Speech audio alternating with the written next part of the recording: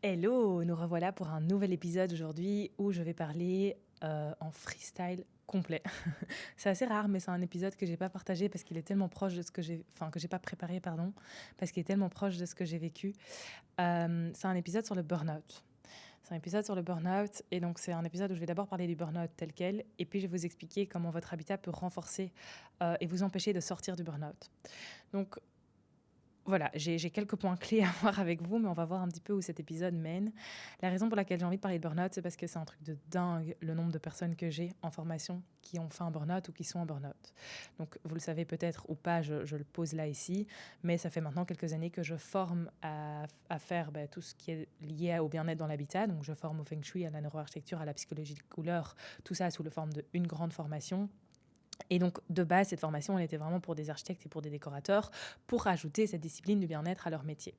Aujourd'hui, ça s'étend à d'autres métiers aussi. J'ai parfois des psychologues, des thérapeutes qui viennent en formation parce qu'ils se rendent bien compte de l'impact de l'intérieur et qui veulent ajouter cette sphère-là à leurs accompagnements. Et j'ai énormément de personnes en reconversion, qui sont des personnes, du coup, qui ont en général fait un burn-out. Et donc, vraiment, quand j'ai des appels découvertes, qui sont des appels pour voir si c'est un bon moment pour participer à la formation ou pas, et pour expliquer un petit peu comment se déroule la formation, j'ai vraiment, je pense, 50% des personnes qui me disent qu'elles ont fait un burn-out ou qu'elles sont en burn-out et qu'elles ont besoin de changement.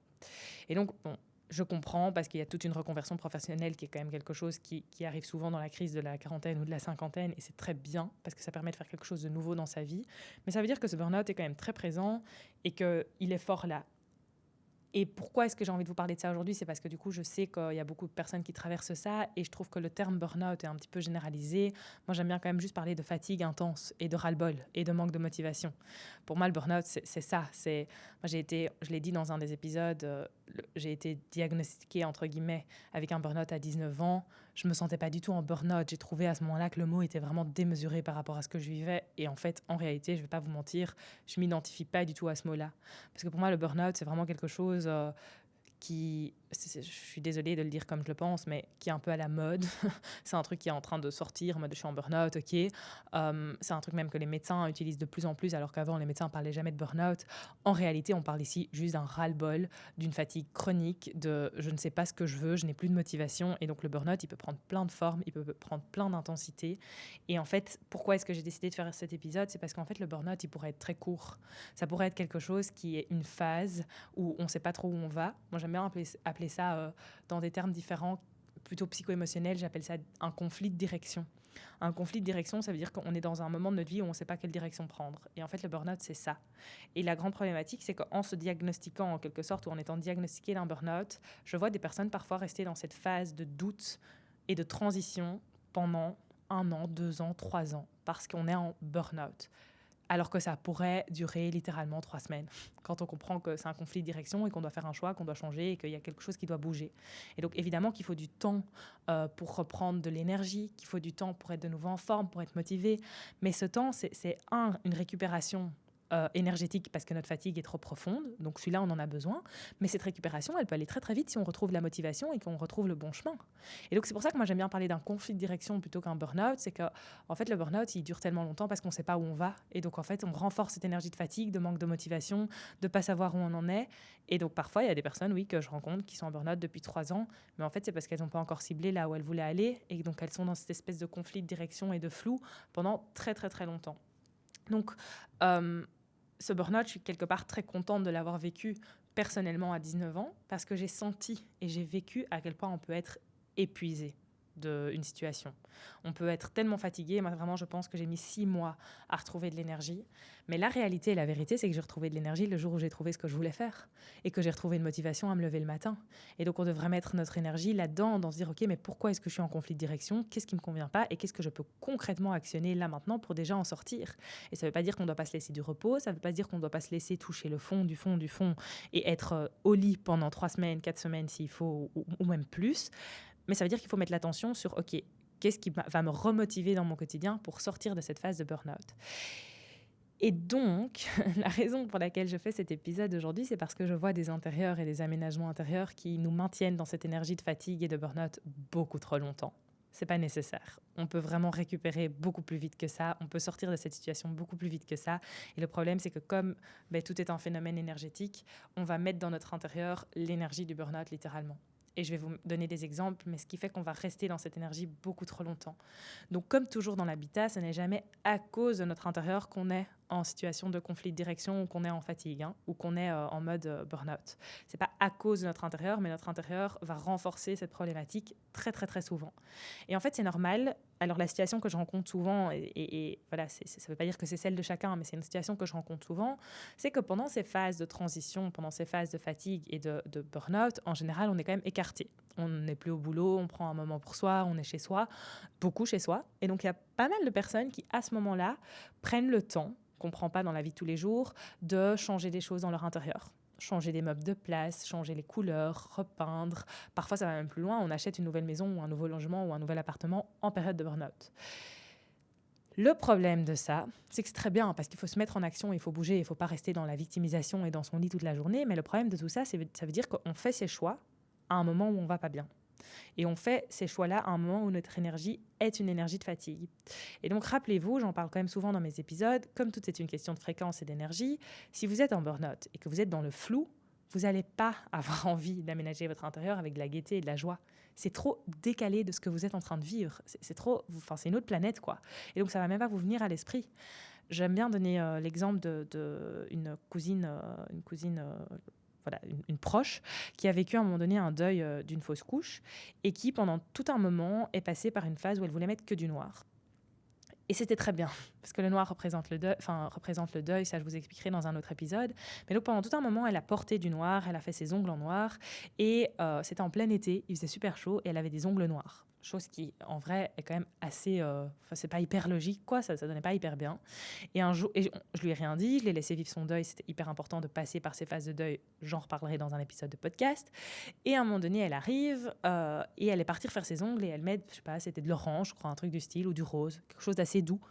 Et je la regarde et je fais « Oh, tu vas mieux toi, non ? Tu commences à arriver dans la phase d'acceptation de ton deuil ?» Et elle me dit « Comment tu sais ?» Je me suis levée ce matin en disant « Je commence vraiment à me sentir beaucoup plus apaisée, beaucoup plus dans une énergie de légèreté. » Et donc elle me regarde vraiment en disant « Mais comment tu sais que j'ai fait ce switch-là ?» Et je la regarde et je dis « Tu viens de changer tes ongles, t'es passé du noir à de l'orange, ça veut dire que tu vas quand même vachement mieux parce qu'il n'y a rien à faire, c'est une question d'énergie et de fréquence. » Et là, elle m'a dit « Ah, mais c'est pour ça que ça fait 3 mois que je suis attirée que par du foncé. Ça fait 3 mois que dans les vitrines, la couleur, j'ai envie de vomir quand je la vois. » Alors que de base, c'est quelqu'un qui met de la couleur, qui est hyper dans une énergie de légèreté et de gaieté.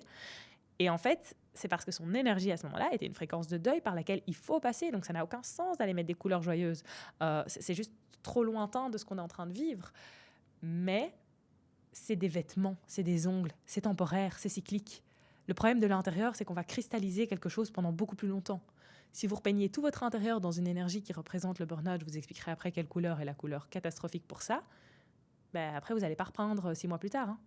Et donc là, on a un problème parce que là, ça veut dire que vous restez dans cette énergie parfois pendant beaucoup trop longtemps. Si vous achetez un lieu de vie à ce moment-là, dans une période où vous n'êtes pas bien, vous allez acheter un lieu de vie qui, qu'on le veuille ou non, va représenter cette énergie-là. Et donc, il va falloir corriger, ça va falloir faire des choses dans votre intérieur en termes de décoration, en termes d'aménagement, qui diminuent l'énergie dans laquelle vous étiez au moment de l'achat, qui veut dire que vous avez probablement attiré un lieu qui représente cette énergie de fatigue. C'est vraiment qu'une question d'énergie et de fréquence. Et je vous rappelle que même moi, je suis stupéfaite à quel point on attire les lieux qui résonnent avec l'énergie dans laquelle on est. Parfois, vraiment, je regarde des plans, je me dis, mais c'est pas possible que vous avez acheté ça. C'est pas possible que ça résonne, que ce soit aussi proche de ce que vous étiez en train de vivre au moment de l'achat. Mais c'est tout le temps comme ça. Vraiment, c'est un truc de dingue. Et donc, par rapport à ce burn-out, par rapport à cette énergie de fatigue, il faut faire super attention à ce qu'on fait dans nos intérieurs parce que, comme je vous dis, le burn-out dure trop longtemps. Notre conflit de direction dure trop longtemps. On est dans une société où on se met dans cette situation et dans ce burn-out pendant plus longtemps que nécessaire. Et je rappelle, oui, vous allez me dire, oui, mais Fiona, c'est physique, le corps a besoin de récupérer. certes, mais le corps récupère tellement plus vite quand il a un objectif, quand il a une motivation et quand il y a de l'adrénaline et la dopamine dans le corps, vraiment l'énergie de l'excitation, quoi, de l'envie. Et là, votre corps, vous inquiétez pas qu'il va récupérer super vite parce qu'il aura une raison de récupérer. Et la grande problématique des burn-out ou des conflits de direction, comme je les appelle, c'est que comme on n'a aucune motivation et que notre situation de vie actuelle ne nous convient pas et qu'on ne voit pas encore quelle est la solution, on reste dans ce conflit de direction et dans cet état d'esprit de flou et on y reste beaucoup trop longtemps. Donc, je vais vous donner quelques exemples de situations que je retrouve souvent dans les intérieurs que je vous suggère d'éviter par rapport à cette histoire de... je dis dépression parce qu'en fait, un burn-out, c'est aussi une forme de dépression. Donc, il y a plein de mots pour le dire. Ça peut être une fatigue chronique, ça peut être une dépression, ça peut être un manque de motivation, ça peut être un conflit de direction. À vous de sentir un petit peu ce qui résonne. Mais il y a plusieurs choses qui reviennent et des conseils et des cas pratiques que j'ai envie de vous transmettre. La première étant la couleur grise. Désolée, parce que je sais que le gris est très à la mode, mais le gris, c'est vraiment la couleur à éviter quand on est en train de vivre cette phase de conflit de direction. Pourquoi? Il faut toujours revenir, quand on parle de psychologie des couleurs, il faut toujours se lier à la nature et à vraiment comment notre corps et notre inconscient réagissent à une couleur. Le gris, c'est la couleur du travail par excellence, déjà de base. Mettez sur ChatGPT, demandez-lui de vous générer une image d'une entreprise et d'un CEO, vous allez voir qu'il va le mettre avec un costume gris. Dans notre inconscient, les entreprises, le métal, le gris, c'est vraiment, il y a un lien avec le travail intellectuel. Donc ça veut dire que déjà, si vous mettez votre intérieur avec beaucoup de gris, c'est hyper dur de déconnecter du travail. Et en général, les conflits de direction ou les burn-out sont quand même très fort liés à l'activité professionnelle. Parce qu'on manque de sens, on manque d'envie, on manque de motivation. Et c'est quand même notre travail qui prend énormément de place dans notre quotidien. Donc ça, c'est la première chose, c'est la couleur grise vraiment renforce cette histoire de travail intellectuel. Et c'est intéressant, comme je vous disais, que tout est une question d'énergie et tout est une question de fréquence. Le gris est revenu à la mode à peu près en même temps, est arrivé en fait à la mode un peu en même temps que la place que prend le travail dans nos intérieurs et dans notre quotidien. Aujourd'hui, on peut parler autant qu'on veut de séparation entre vie privée et vie professionnelle. En fait, c'est un sujet qui devrait même plus exister tellement il n'y en a pas. Il n'y en a plus. C'est un fait. Plus vite on l'accepte, mieux on va se porter. Tout se mélange aujourd'hui. Et pour séparer la chose, c'est quasiment impossible. Et en réalité, je ne sais même pas si ce serait vraiment nécessaire. Je ferai un épisode là-dessus. De vraiment séparer vie professionnelle, vie privée. Je pense qu'il y a moyen de trouver un équilibre avec les deux, mais ça demande vraiment énormément de discipline, de rigueur et de certaines règles, on va dire, dans notre intérieur et dans notre manière de fonctionner. Je m'égare, c'est pas là que je veux en venir. Là où je veux en venir, c'est que cette énergie de travail arrive vraiment dans nos intérieurs. On a des bureaux maintenant dans nos intérieurs, alors qu'avant, avoir un bureau dans un intérieur, c'était un luxe. C'est parce qu'on avait trop de pièces et qu'on savait pas quoi en faire, et donc on ajoutait un bureau. Aujourd'hui, j'ai des projets où il n'y a pas de place pour le bureau, mais on doit quand même trouver de la place pour le bureau, tellement ça fait partie de notre intérieur. Notre téléphone, c'est notre source d'information première, avec énormément de liens au travail, dont les mails, dont les réseaux sociaux pour certains, dont les WhatsApp, où on a même des choses du travail qui viennent dessus. Donc, tout est travail dans notre intérieur. Et donc ce gris qui arrive à la mode et qui est partout, c'est juste l'énergie de le travail est hyper présent, et avec le télétravail et le travail hybride, ça s'est juste renforcé. Donc en réalité, il faudrait essayer de diminuer déjà un petit peu ce gris quand on vit cette phase de difficulté professionnelle. Et alors il y a un autre truc par rapport au gris, c'est qu'il faut toujours se référer à la nature. Où est-ce qu'on voit du gris dans la nature? En général, c'est le ciel. C'est le ciel ou le béton, mais le béton, c'est l'humain qui l'a coulé, donc c'est encore un peu différent. Donc on parle vraiment de la nature pure, c'est le ciel, c'est les nuages gris. Si le ciel est bleu, on sait que le ciel est dégagé et que tout va bien se passer et on a une énergie de légèreté. Si les nuages sont très blancs, c'est pareil, a priori on sent plutôt bien. Si les nuages sont très très très foncés, donc en fait qui tirent vers du noir, on sait que ça va nous tomber dessus, on sort avec le parapluie ou on sort pas, on se protège. Donc il y a un sentiment de menace. C'est pour ça qu'il faut faire attention avec les plafonds noirs au niveau cérébral. Mais bon, ça c'est un sujet peut-être pour plus tard. Quand le ciel est gris, il est menaçant, mais on ne sait pas ce qui va se passer. C'est une énergie de peut-être que ça va nous tomber dessus, peut-être pas. C'est flou. Est-ce que je prends mon parapluie? Est-ce que je le prends pas? Est-ce que j'y vais? Est-ce que j'y vais pas? Donc le gris amène une énergie de doute qui est très grande dans notre inconscient. Et ça, c'est l'énergie du conflit de direction et du burn-out. C'est le fait de douter, de ne pas savoir où on va, de ne pas savoir dans quelle direction on va. Et donc le gris renforce énormément ça. Et je vais aller encore une étape plus loin. Le gris dans la nature, c'est aussi le brouillard. C'est le flou, littéralement, c'est l'ombre. Et tout ça, ce sont des éléments de doute, on ne sait pas où on va. Et donc, comme la problématique du burn-out, on va vous dire que la problématique du burn-out, c'est la fatigue. Mais ce n'est pas la fatigue, c'est ce manque de motivation, c'est le fait qu'on ne sait pas où on en est, qu'on ne sait pas où on va et qu'on ne sait pas ce qu'on veut. Et c'est pour ça que je répète que je suis contente d'avoir vécu ça à 19 ans, parce que c'est là que je me suis rendu compte que ce n'était pas un problème de fatigue, c'était vraiment un problème de direction. C'était vraiment un problème de qu'est-ce que j'aime dans la vie et pourquoi je suis née et qu'est-ce que je fous ici, quoi, littéralement. Et c'est ça qui amène au burn-out et c'est ça qui amène les cellules et le corps à être épuisés. C'est parce qu'en fait, il n'a aucune raison de produire des hormones, de la motivation, de la régénération de cellules, etc. Et donc, cette énergie de flou est pas du tout intéressante à laisser dans son intérieur. Et moi, je vois quand même beaucoup de personnes qui ont des têtes de lit grises, des chambres grises, des canapés gris. Et puis, j'en ai eu pas mal qui, en phase de burn-out, ont repeint tout leur intérieur en gris. Et c'est là que l'habitat prend un sens et un pouvoir qui est complètement sous-estimé dans notre société. Et que je répète que l'habitat ne peut pas créer un problème. Donc, ce n'est pas à cause de notre habitat qu'on va être en burn-out, mais par contre, il peut nous maintenir dans un problème. Et donc là, le fait de tout mettre dans ces couleurs-là, en fait, ça nous maintient dans une énergie qui n'est pas bonne pendant beaucoup trop longtemps. Et c'est là qu'il faut trouver vraiment un équilibre entre dire, OK, mais je laisse le timing, je laisse les choses se mettre comme elles doivent se mettre, ou à un moment donné, je me dis, non, je passe à l'action et je change mon intérieur pour que ça aille un peu plus vite, parce qu'en fait, j'ai pas du tout envie de rester en burn-out ou en conflit de direction pendant 2 ans. C'est pas nécessaire. Donc ça, c'est vraiment des choses qui sont super importantes. Et parfois, ça c'est une phrase que vous n'allez pas aimer entendre, mais c'est pas grave, je vais la dire quand même. Je suis là pour pas filtrer, c'est le but du podcast. C'est que parfois, vous avez acheté ou vous êtes allé dans un lieu à un moment de votre vie qui était vraiment avec une énergie super faible et que parfois, la réponse à sortir de cette énergie et vraiment avoir un changement radical dans votre vie et aller dans la direction qui est juste pour vous, c'est de bouger. C'est de changer ce mur de peinture, c'est de repeindre la totalité ou c'est carrément de déménager parce que votre lieu ne correspond pas à l'énergie dans laquelle vous voulez être et qu'elle renforce trop l'énergie dans laquelle vous êtes actuellement.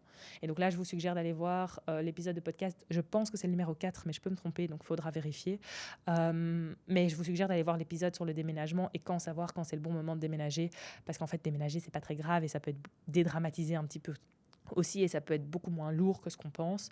Mais donc bref, tout ça pour vous dire qu'il faut faire très attention que nos lieux de vie ne renforcent pas et ne nous maintiennent pas dans une énergie de conflit de direction parce que ce fameux burn-out peut durer beaucoup trop longtemps et c'est pas le but. Autre chose, un deuxième exemple que je retrouve souvent quand je parle de burn-out, c'est le bureau face à un mur. Quand on est en phase où on ne sait pas où on va professionnellement, on a tendance à s'asseoir face à un mur quand on travaille. Et donc parfois, je dis même à des personnes qui travaillent dans les ressources humaines dans les entreprises, parfois je leur dis, si vous voulez savoir qui de vos employés va être en burn-out dans les mois qui viennent, regardez comment ils sont positionnés chez eux à la maison. Quelqu'un qui a une perspective, qui voit clair, qui sait où il va, qui est motivé, qui a de la créativité, ne travaillera jamais face à un mur.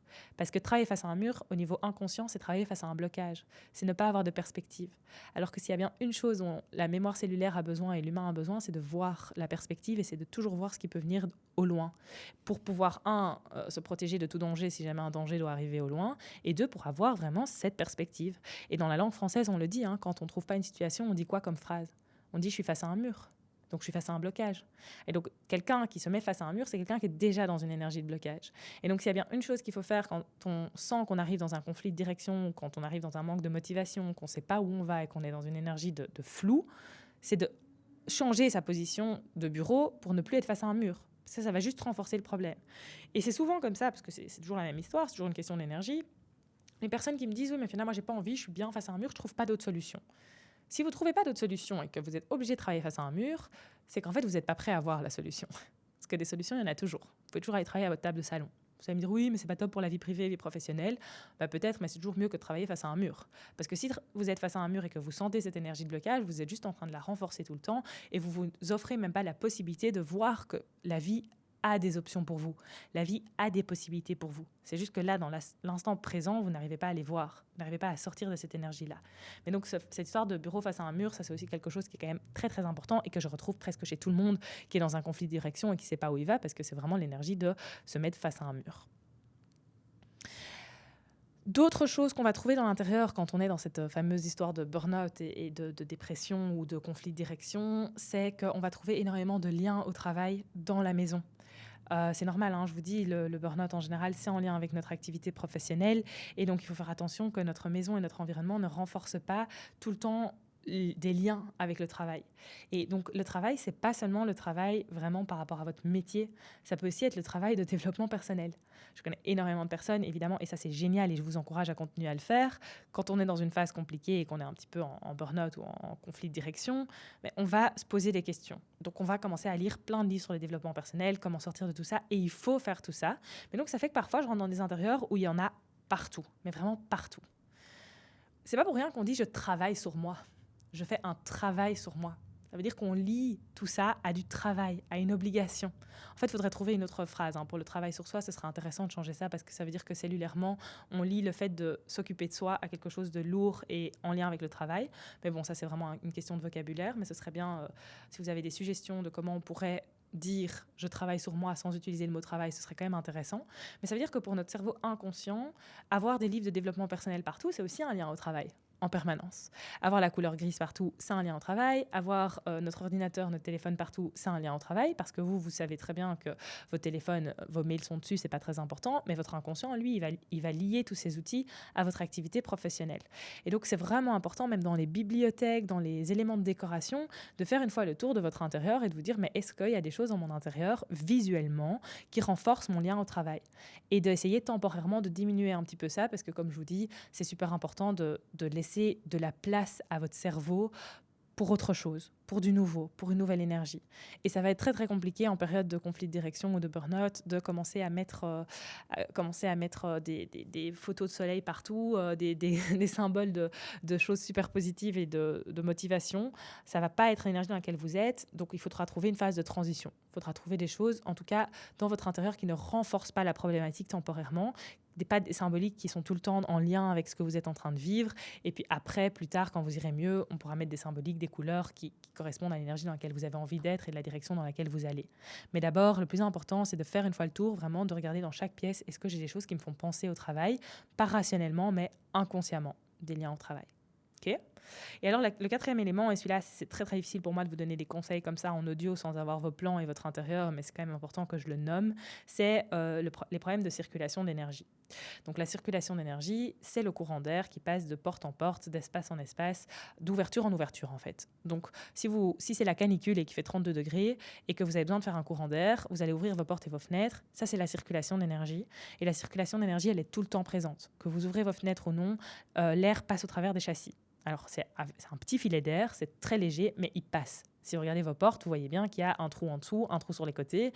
Et donc, l'air, il va passer légèrement, mais il passe. Et cette trajectoire, c'est ce qu'on appelle la circulation d'énergie. Et en fait, plus elle est présente dans un logement, plus elle peut potentiellement nous fatiguer, surtout dans les endroits qui demandent une régénération cellulaire. La régénération cellulaire, c'est quoi ? C'est le corps qui est tellement en état de détente que les cellules vont commencer à se régénérer. C'est quand vous dormez, quand vous êtes posé dans un canapé, peut-être même quand on est dans des moments de méditation, quand on cuisine, quand on est dans des moments de flow extrême, où en fait on n'est pas stressé, quoi. Et donc le corps peut se régénérer, c'est comme si on branchait la prise et qu'on mettrait la batterie de notre téléphone et qu'on la recharge. Mais pour pouvoir régénérer les cellules, il faut être en état de zénitude complet et il faut que le cerveau et le corps ne reprennent pas une hypervigilance et ne soient pas stressés. Et le problème, c'est qu'énormément d'aménagements dans nos intérieurs nous stressent. Donc des positions de canapé, et des positions de lit principalement, et des positions de bureau. Ça, c'est vraiment les 3 éléments qui, en général, chez quelqu'un qui est en burn-out, sont pas bien positionnés, puisque je vous rappelle que tout est une question d'énergie et de fréquence. Donc, si vous êtes pas bien et que vous êtes fatigué, la probabilité est grande que votre position des éléments dans l'espace ne permette pas la régénération, surtout si vous aménagez les choses au moment de votre burn-out. Là, c'est encore pire. En général, ça veut dire qu'à ce moment-là, on est en train de vivre quelque chose quand même d'assez lourd, et donc on va mettre dans notre intérieur l'énergie dans laquelle on est, et donc intuitivement, on va attirer un lieu où le canapé sera mal positionné et où le lit sera mal positionné. Et donc ça, c'est quelque chose que je retrouve souvent chez des personnes, pas seulement des personnes en burn-out, mais aussi des personnes qui sont vraiment malades, qui ont des problèmes de santé, qui ont vraiment une énergie tellement basse qu'en fait le corps ne se régénère pas bien. Là, on retrouve vraiment des problèmes de position dans l'espace, et là, ça demande vraiment une expertise complète pour être sûr, mais en fait, c'est ça le plus important, c'est que dans des phases de burn-out, de dépression ou de maladie, on ait des lieux dans notre intérieur où les cellules puissent se régénérer. C'est une des erreurs qui me frustre le plus et c'est pas vraiment une erreur, c'est pas exprès, c'est pas grave, mais moi ça me frustre énormément dans mon métier. Ce sont des personnes qui sont en train de vivre une problématique de santé quand même assez grave et en fait leur lieu de sommeil ne permet pas à leurs cellules de se régénérer. Comment vous voulez guérir dans un environnement qui ne permet pas le sommeil réparateur? C'est la première chose dont le corps a besoin pour pouvoir à un moment donné sortir d'une situation, c'est d'avoir l'espace, le temps et l'énergie nécessaires pour pouvoir se régénérer littéralement et dans des espaces qui ne sont pas possibles, c'est vraiment très, très, très, très, très frustrant. Donc ça, c'est aussi quelque chose que je vais retrouver très fort, c'est des problèmes de circulation d'énergie et de position dans l'espace chez les personnes qui vivent ce burn-out. Alors vous allez me dire, oui mais Fiona, de toute façon, moi si mon lieu de vie, je ne sais pas changer mon lit de place et je ne sais pas changer mon canapé de place, je fais quoi? Ben là, vous pouvez toujours mettre un canapé à un endroit qui est bien positionné en termes de neuroarchitecture. Vous positionnez votre canapé bien et vous savez que pendant un moment, c'est dans ce canapé-là que vous allez vous mettre quand vous avez besoin de lâcher prise, de vous régénérer et de récupérer de l'énergie. Et donc c'est ce que je vous disais, il y a des personnes qui restent beaucoup trop longtemps en burn-out simplement parce qu'elles ne récupèrent pas d'énergie ou bien parce qu'elles manquent de motivation et que leur intérieur renforce toute la problématique par la mauvaise couleur ou les mauvaises symboliques dans l'intérieur, ou bien aussi simplement parce que les cellules n'arrivent pas à récupérer l'énergie nécessaire parce que le lieu ne le permet pas. Et là on rentre dans un cercle vicieux où ça peut durer très longtemps et puis on peut partir sur des fatigues chroniques et vraiment des choses où le corps commence à décompenser complètement et créer problème sur problème parce que simplement il est épuisé et il ne se régénère pas. Donc ça, ce sont des choses, je ne vais pas vous mentir, l'idéal, c'est si vous déménagez, c'est de vous faire accompagner. Si vous sentez que vous êtes en train de déménager et que vous n'allez pas bien, faites-vous accompagner pour trouver un lieu qui ne correspond pas à l'énergie dans laquelle vous êtes et pouvoir vraiment prendre une perspective par rapport à ça. Parce que là, c'est le danger des lieux coup de cœur, c'est que quand on ne va pas bien et qu'on cherche un lieu, on va avoir un coup de cœur pour un lieu qui résonne avec notre énergie. C'est comme le coup de cœur dans l'amitié ou dans l'amour, c'est pas parce qu'on a un coup de cœur que c'est la bonne personne pour faire sa vie avec. Ça peut être un coup de cœur passionnel sur un moment parce que les fréquences se rejoignent, mais en fait, c'est pas juste pour le long terme. C'est pareil avec une habitation. Vous pouvez avoir un coup de cœur parce qu'elle répond tellement à votre énergie que vous avez l'impression que vous avez toujours connu ce logement, cette maison et qu'elle est pour vous. Mais c'est pas pour ça que c'est la bonne. Et donc, si vous sentez que vous êtes dans une phase compliquée, là, moi, mon plus grand conseil pour vous, c'est faites-vous accompagner par que ce soit moi ou un autre professionnel de l'habitat et de tous ces concepts-là. C'est super important pour ne pas faire d'erreur. Et puis si vous vous dites, oui, mais finalement, moi, je compte pas déménager, je suis déjà dans mon lieu de vie, vous pouvez toujours faire une expertise pour changer l'énergie du lieu pour qu'elle corresponde à vos besoins. Et là, moi, le plus grand conseil que je peux vous donner, c'est de d'abord faire le travail vous-même. Donc, cibler la problématique, cibler votre conflit de direction, peut-être vous faire accompagner même thérapeutiquement pour vous libérer de certaines choses qui probablement vous appartiennent pas, sont liées à votre enfance. Enfin, ça dépend le parcours de recherche émotionnelle que vous faites par rapport à ce que vous êtes en train de vivre. Mais de d'abord faire un parcours de vraiment comprendre, libérer, et puis après, de faire appel à quelqu'un qui vient faire en sorte que votre habitat réponde à votre nouvelle énergie et à vos nouveaux besoins. Et là, on va accélérer tout le processus et on va faire en sorte que vous ne subissez plus, mais que en fait, l'action soit là pour que vous alliez directement dans la bonne direction. Mais pour ça, il faut cibler, comprendre, libérer, et puis après, on agit grâce à l'habitat. Donc voilà, les 3 points clés, c'était la couleur grise, le bureau face à un mur, la circulation d'énergie et puis le lien au travail à la maison. J'espère que ça vous aide, j'espère surtout que ça pourra parler à toutes les personnes qui sont dans un moment de transition dans leur vie, qui se sentent dans un moment de flou. Et au niveau vraiment émotionnel, mon conseil pour vous, c'est de ne pas vous focaliser sur la fatigue et sur vraiment le côté chronique du burn-out, mais plutôt sur pourquoi est-ce que vous n'êtes pas motivé et qu'est-ce que vous pourriez remettre dans votre vie de tous les jours, même si c'est qu'1 heure par semaine, qui vous motive, qui vous donne envie de faire quelque chose, qui vous donne envie de bouger, qui vous donne envie de vous remettre dans l'action. Parce que le vrai burn-out, c'est ça. C'est juste un manque de sens et un manque de vision, de direction.